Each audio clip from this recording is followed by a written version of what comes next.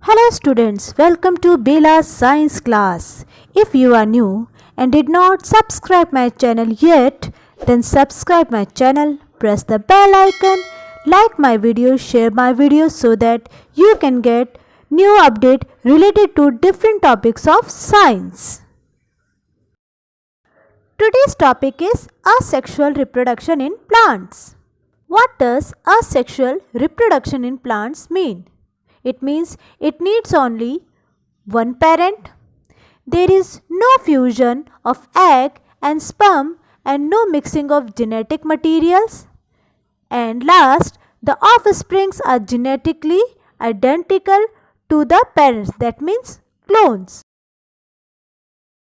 What are the types of asexual reproduction? Here, a table, a flowchart is shown that types of asexual reproductions are fission, fragmentation, budding, vegetative propagation, regeneration, spore formation. Vegetative propagation I already discussed in previous video which is already uploaded. Now today we discuss about fission, fragmentation, budding, regeneration, spore formation. First, we are going to discuss about fission. Fission.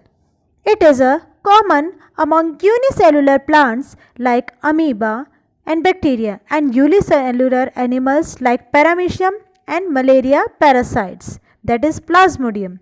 In this type of an individual splits into two, that is binary, or many, that is multiple parts called daughter cells. As you have seen, there is an amoeba showing that how amoeba reproduce with the help of fission. Parent cells, you see a nucleus is divided into two parts, and with the help of two nucleus it will divide it to separate amoeba cell.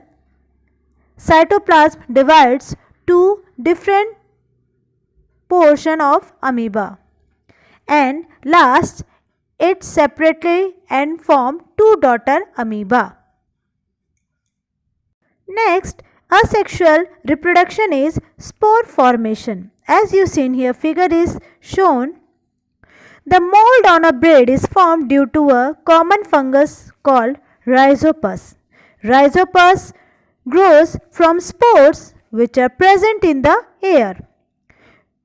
A spore germinates and develops into long tube-like cells called hypha as shown in figure. Hypha form only when the conditions are suitable for their growth. These conditions include the presence of nutrients, moisture and warmth. Some hypha bear sporangia where spores develops, and with the spores, spore formation is occur. Next, asexual reproduction method is fragmentation. In this method, the body of a simple multicellular organism breaks into two smaller pieces on maturation, and each fragment develops into new individual. That means an organism divided or splitted into two fragments, two parts, and then these parts matured and developed into new individual. And this reproduction method occurs in Spirogyra, a kind of algae. Next, asexual reproduction is budding. Budding occurs in yeast, as is shown in figure that a tiny single cell organism yeast is a microscopic organism. They grow and give out a small bulb-like projection from one side. It is called bud. These projections are called bud. The bud gradually grows and in turn forms a new yeast cell. When a bud grows, then it turns into a new yeast cell. A chain of cells grows, branches and forms a colony of yeast cells. As you seen here, budding process occur in yeast cells. Corals reproduce asexually through budding like yeast. They too make colonies. Like a yeast, coral also reproduce through the budding process, make a colonies. Next, asexual reproduction method is regeneration. Regeneration is the capacity of an organism to regain its lost body parts. Regeneration may be type of asexual reproduction in some plants and animals like Hydra planarias.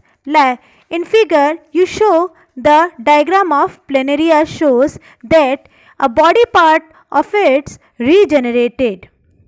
If cut into few pieces, each part of these animals develops the lost body parts. Each piece is capable of growing into an individual. As you've seen, the figure shows that planaria lost its body part. As here circle around the lost body parts you see here in the diagram, and it gradually develops and form a new individual. In today's video, we discuss about asexual reproduction in plants.